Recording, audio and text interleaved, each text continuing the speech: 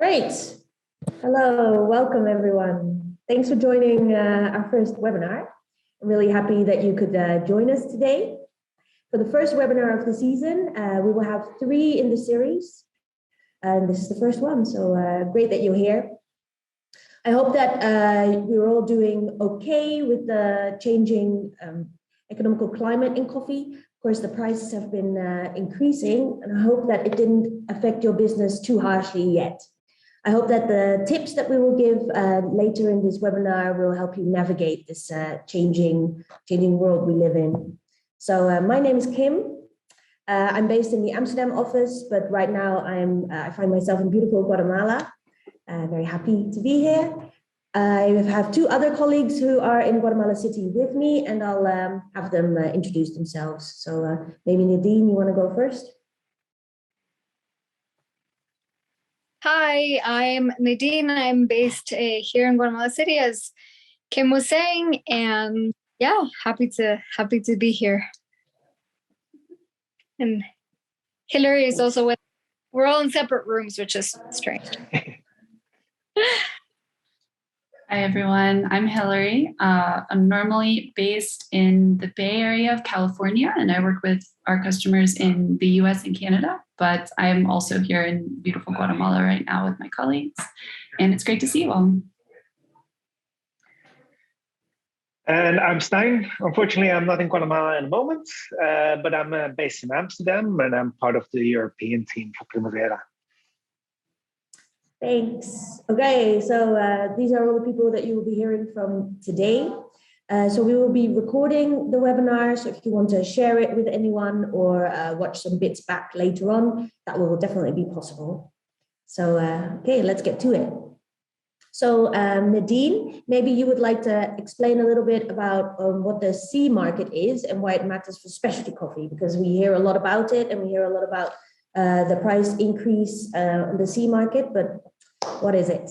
Can you let us know? Well, in a very short summary, the C market is the price of commodity coffee based on trading futures, coffee futures. So it's open to the public. Anyone can buy and sell coffee futures. The price is influenced by very broad trends in the coffee industry. For instance, when the world's largest coffee producers, like Brazil, has a drop in production, this can affect the world supply so dramatically that the prices go up. So even though the market doesn't set a price for specialty coffee, this is only for commercial coffee. We then have the differentials for each one of the countries that produces coffee. And this sets apart the quality perceived by customers based on the country where the coffee is grown. Of course, this is interesting for the specialty market, because even though as an industry, we want to decommoditize ourselves and work directly with producers and roasters, we are still somewhat linked and tied to the coffee market. So, for example, in the current climate where the coffee prices have gone up, prices for specialty coffee have also gone up. And it's even more important now to pay above and beyond the market price to ensure that specialty growers are able to meet the extra labor demands and expenses to produce higher quality coffee. So, you know, if the commodity price climbs, specialty prices will also climb. The market can be very volatile. So over the overall trend over the last 30 years has been quite a low market with sudden high spikes. So it's mostly to do with the climate situation in Brazil. So that's a short summary of what the C market is. The price has currently doubled since last year for commodity coffee, and we're talking about any coffee that is offered by anyone. Arabica coffee, of course, not Robusta. And then, as I previously mentioned, the most interesting thing to look at the moment is differentials, because even when the price is high, roasters and coffee buyers pay a differential price for specialty coffee that comes from certain countries.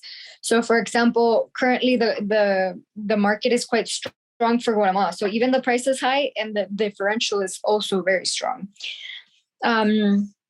Another very interesting thing to point out is that because of the shipping and logistics issues that we have seen in the past few months, the spot market is higher than futures contracts.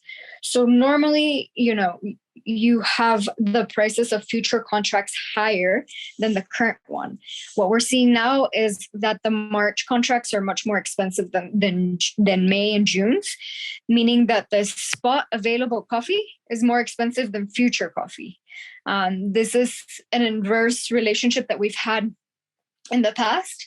And I think it really showcases the shipping situation and the fact that spot coffees or coffees that are available in consuming countries will be of higher price. And I got a question.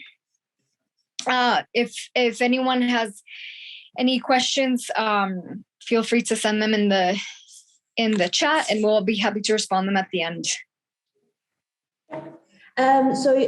We see that we have the graph of the coffee price, the C market coffee price on the screen now. So we see that there are a lot of spikes and a lot of dips, but currently it's definitely on the rise. Can you tell us a little bit about what some of the influences are that make the price go up and down? As I said previously, it has to do with supply and demand, and also perceived supply and demand. So there's also a lot of speculation because it is also used as a financial vehicle for people that are speculating and trading in the commodities market. So it's a mix of what the real world supply and demand, as well as, I'd say, a lot of speculation from investors and traders. Okay, great, thanks. What does it mean for Guatemala in 2022, do you think? Yeah, so as I was mentioning, it's for us being in the specialty industry, it's wonderful to see the prices go up for all producers. We have always been pushing for higher prices for quality coffee, because that's the only way we have a perceived value so that people can pay more for the coffee. So now with all of the prices of coffee higher, it's really wonderful to see that everyone is getting a positive, higher economic return for their coffee. So, one of the big reasons why coffee shops will have to increase their coffee prices for the end consumer is because the producer of the coffee will be receiving more money for their coffee, which is, I think, very, very important to see. And what does this mean for Guatemala? We definitely have seen higher differentials for Guatemala compared to other Central American countries. Throughout the years, as a nation and the National Coffee Organization has done a really good job in promoting Guatemala as a specialty coffee producing country. And the perceived value of the coffee that we produce is higher than any other country in Central America. And therefore, we're currently seeing differentials of over 50, 60 cents. So if the market is $2.50, commercial coffees are currently at $3, $3.10. So, even though this can put the higher prices can put a strain on roasters and coffee shops around the world, especially after the pandemic, we've had like horrible lockdowns and restrictions. And now what we're seeing is a, general inflation everywhere. So that's where I wanted to move the conversation, is away from the actual coffee prices and away from the C market, more so into the cost of production, which is where we based our prices. And what we want to focus on with our producers is to make sure that the cost of production is met and that all of our producers have a economically sustainable future in the coffee industry.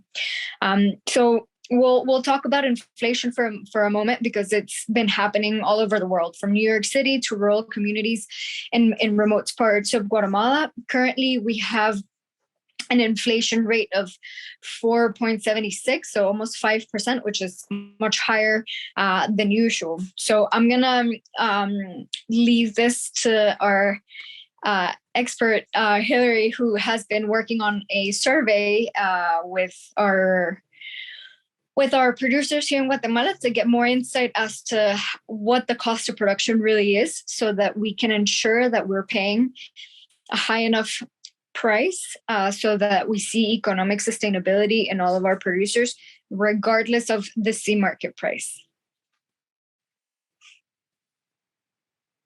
Thanks, Sabine.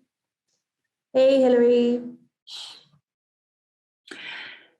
Thank you Over both. to you. Thanks, Kim. Fascinating, Nadine, to hear all of that about the sea market.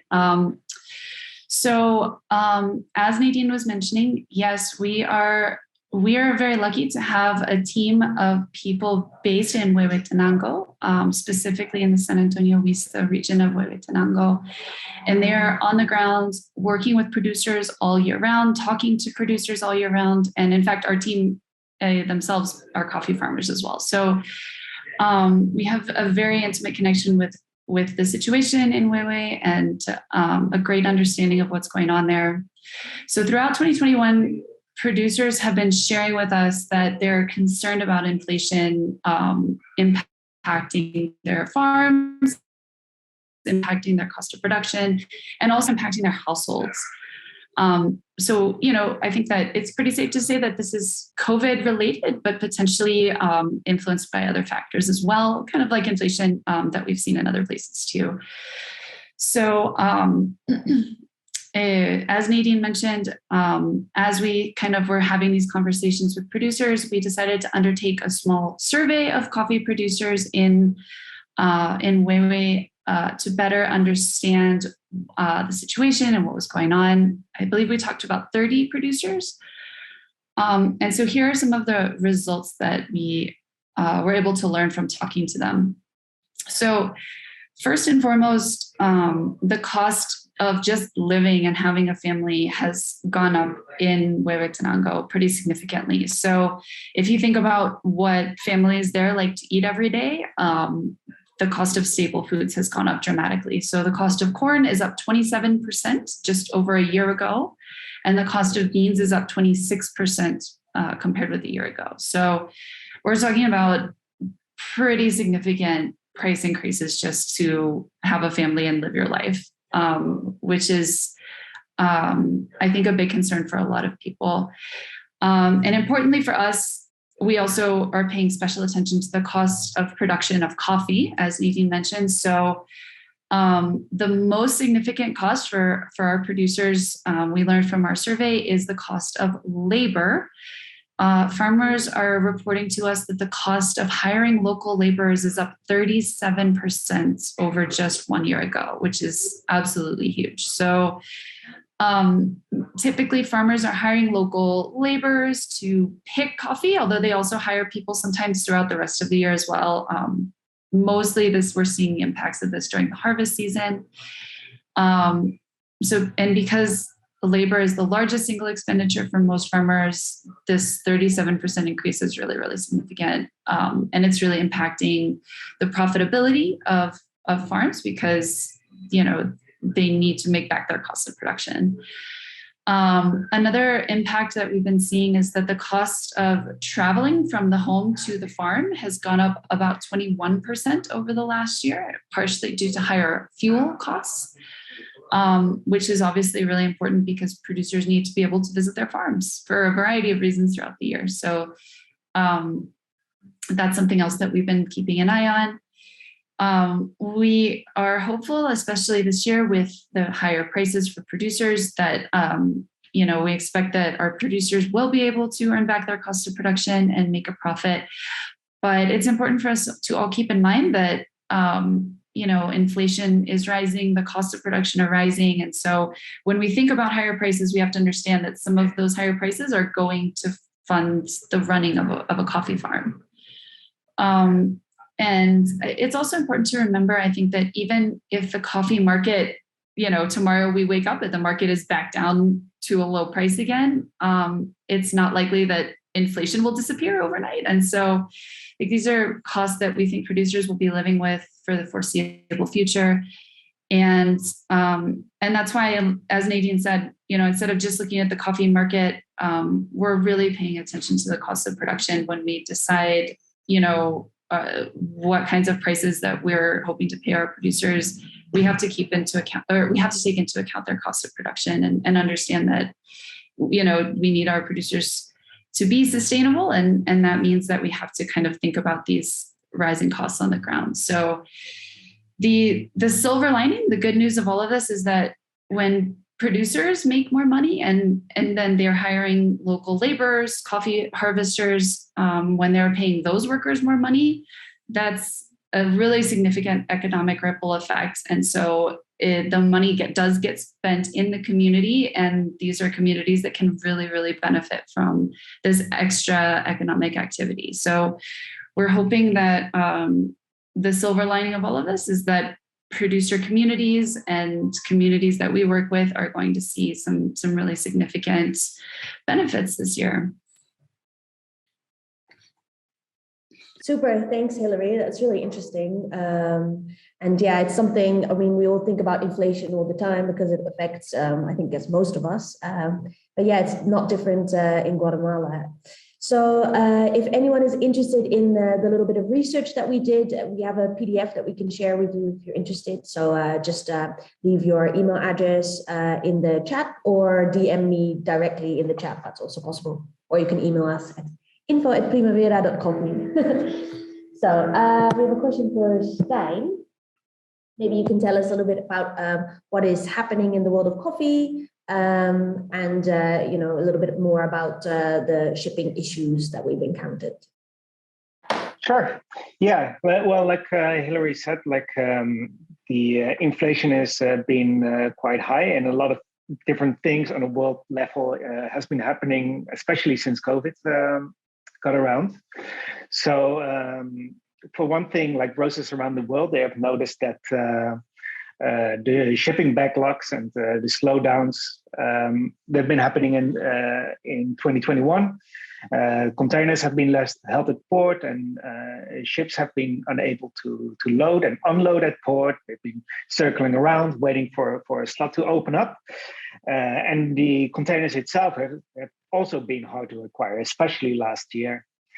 And yeah, basically on this train of COVID, the global shipping industry and all the busy ports around the world became slower and more unpredictable, and thus they became more expensive as well. So the bottom line is that we project that shipping coffee from origin to port, where it is to the US or to Europe or wherever, it will cost about triple what it cost in previous years. And not just that, not just the shipping, but also the jute bags, for example, have been more expensive than in previous years. And also warehouses have been increasing rates, mostly because skilled labor shortages that we're experiencing in much of Europe and the United States. With that said, we have a great logistics team in Guatemala, and we're working tirelessly to get the coffees out of Guatemala fast and into the hands of roasters around the world. And we have a lot of experience in our 10 years of Primavera. So we expect little to no delay in the arrivals.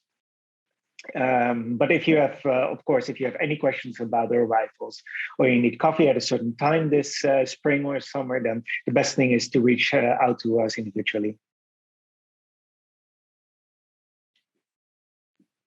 Thanks, Stijn. So yeah, I guess we've spoken a little bit about how it affects the price of specialty coffee in 2022, but maybe you want to tie that in a little bit more with the shipping as well?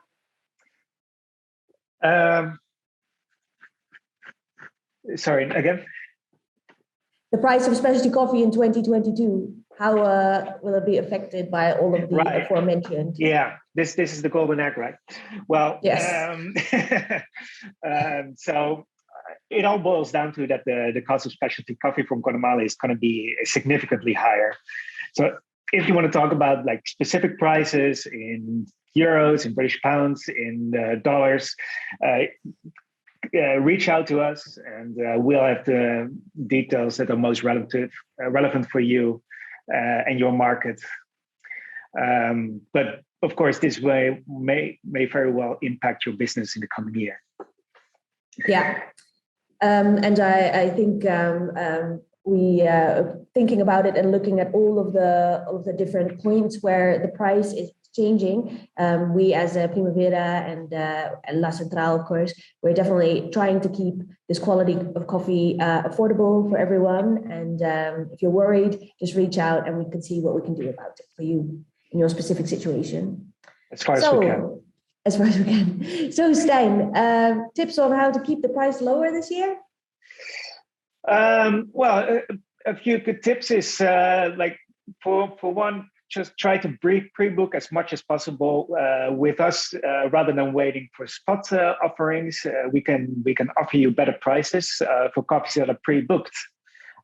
So this is one of the major ways that you can save on coffee purchasing, and we're happy to help you with early samples as fast as we can to help you pre-book your coffees. Also, when you're ordering, of course, get in touch to perhaps get a volume discount if you order like 3 pallets or more. We're happy to work with you on prices for that as well. And then shorter contracts as well. So if you're willing to store the coffee yourself instead of leaving it with us in the warehouse, then if you take your coffee right after it lands, or if you plan to take your coffee in 6 months instead of, for example, 12 months, we can secure better prices for you as well. And then, of course, we've all noticed that not just international shipping, but also domestic shipping and shipping within Europe and the US, it has become more expensive as well. So shipping more efficiently may help keep your costs down.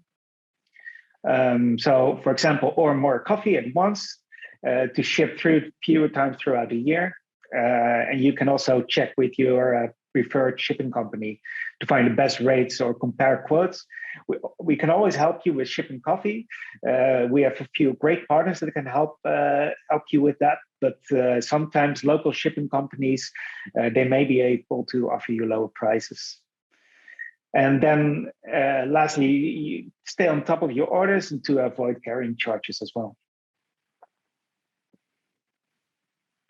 Thanks, Stijn. I think those tips are super helpful. I just sent actually the PDF with the look at prices in 2022 in the chat. So if you'd like to download it there for anyone who's interested, please do. This is time for a Q&A. So I don't know if anyone has any questions, but now would be the time. Yeah, don't think anyone has any questions, so that's great. I guess we were very clear. So I don't know, Nadine, if you wanted to say anything. So that we can, I can have a question so that people listening or hearing this afterwards will have a bit more clarity on how to move forward. So when can we order pre-shipment samples as a roaster? Well, now. You can order pre-shipment samples. We've been cupping coffees. We've cupped about 250 of our samples so far. We normally cup around 2,000. So we're only, at the very beginning of the harvest, but we've already started shipping in order to avoid any delays. We've seen not great shipping situation at the moment. So we're trying to do our very best to bring that forward. If you know that you need coffee before May, we're very happy to help you now. We can send pre-shipment samples of everything that we've received at the warehouse. We're at a good volume at the moment. So if you know what you're looking for, if you have projections, like let us know and we'll send you pre-shipment samples. And as my colleagues were mentioning, we also offer FOB options. If you're looking at higher volumes, we can also offer FOB options that will be more affordable because of the responsibilities and everything. Check with us. You would become responsible for the shipping, but do get in touch with us if you're looking at high enough volumes in order for that to make sense. But yeah, that's sort of the next step. If you are interested in getting coffee from Guatemala, get in touch with us. We'll give you an estimate of price increases. And as Stein and Kim were saying, that we will try and do our very best to get the best value coffees for you at reasonable prices. And just to wrap it up, the idea is to make sure that coffee producers receive enough income to make it a sustainable industry. With the coffee cost of production going up, we want to make sure that this is the case. Yeah, great, thanks. One more question, actually, from the audience. Why are differentials higher in Guatemala than in other countries? Mm-hmm. A little bit. Yeah, I mean, there's other countries that have higher differentials. I'm not sure about East Africa and how that's going at the moment. I know that, as I mentioned, Guatemala as a country has done a really good job in ensuring that anything that leaves the country with a Guatemalan, logo on it, any coffee that goes out of Guatemala is of good enough quality, so that we have created this reputation of having very decent coffees, and therefore that's what the differentials represent. Perfect. Thank you. I think that's very clear. If anyone has any other questions. No, I don't think so. Well, I guess we'll wrap it up there. Super. Thanks, Nadine. So thank you to everyone who's attended this webinar. The next one will be March 10th, where we will be talking about the coffee of the Jalapa region, which is maybe not a region most famous in Guatemala, but it's very interesting for sure. So I hope to see you there. We'll be sharing the link on our Instagram and social media, of course. So thank you. Bye. Have a great day.